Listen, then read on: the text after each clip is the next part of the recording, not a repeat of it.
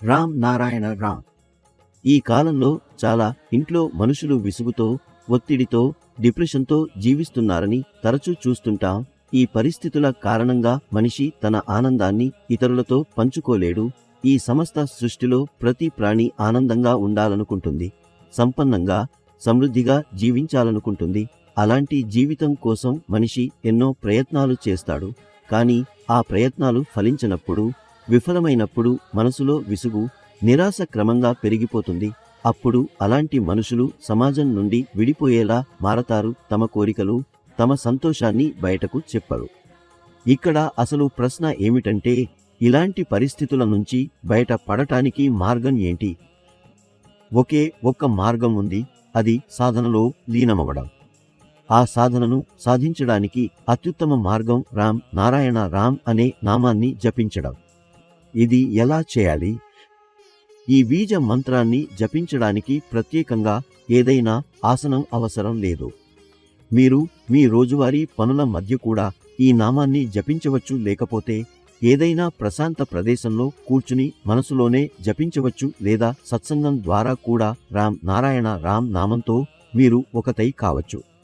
ఈ రోజుల్లో యువతలో సహనశీలత చాలా తక్కువ అయింది. అలాగే తక్కువ సమయంలో ఎక్కువ విజయం సాధించాలని కోరుకుంటున్నారు.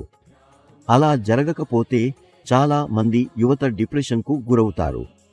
అందుకే ఈ తరం యువత తప్పనిసరిగా రామ్ నారాయణ రామ్ నామాన్ని జపిస్తూ జీవించాలి. అప్పుడే వాళ్లలో ఓర్పు, సహనం వస్తుంది. ఈ కాలంలో ఎంతో అవసరం మన బుద్ధిని గుర్తించడం.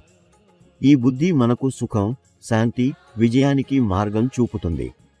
ఈ బుద్ధి అంటే మనలో ఉన్న ఆంతరికంగా ఆలోచించగల శక్తి. ఈ ఆంతరిక శక్తి రామ్ నారాయణ రామ్ నామ జపం వల్ల కలుగుతుంది. మనం ఈ బీజ మంత్రాన్ని ఎక్కువగా జపించిన కొద్దీ మనలో ఆంతరంగిక వివేకం కూడా పెరిగిపోతుంది. అందుకే ఈ తరం యువత రామ్ నారాయణ రామ్ నామంతో అనుసంధానమైతే వాళ్లలో కూడా ఆ ఆంతరంగిక వివేకం వికసించుతుంది. ప్రతి తల్లిదండ్రి యొక్క బాధ్యత ఏమిటంటే, పిల్లలను చిన్ననాటి నుండే ఈ నామంతో అనుసంధానించేలా చేయాలి. అప్పుడే వారిలో బుద్ధి వికాసం సమయానికి ప్రారంభమవుతుంది. ప్రతి మనిషి శరీరంలో 60,000 కోట్లు ఆత్మలు నివసిస్తున్నాయి. మనము ప్రతిరోజు 2-3 సార్లు భోజనం చేసి సంతృప్తిగా ఉంటాము. అయితే మీరు ఎప్పుడైనా ఆలోచించారా?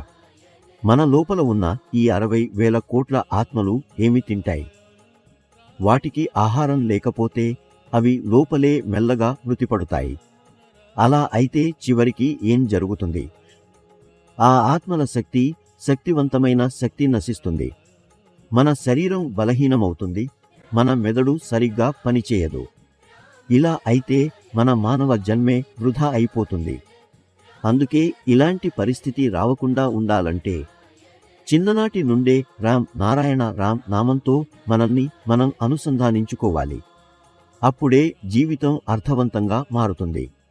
రామ్ నారాయణ రామ్ నామంలో గొప్పతనం ఏమిటంటే, మనం మొదట దీనిని జపించేటప్పుడు మనమే గుర్తుంచుకోవాలి, ఇప్పుడు జపం చేయాలి అని. కానీ కొద్ది కాలానికి తరువాత ఇది మన శ్వాసలతో సహజంగా కలిసిపోతుంది. ఎలా అంటే, మనం శ్వాస తీసుకుంటున్నాం, కానీ అది మనకు తెలియదుగా. అలాగే ఈ బీజ మంత్రం కూడా ప్రతి శ్వాసతో సహజంగా లీనమైపోతుంది. రామ్ నారాయణ రామ్.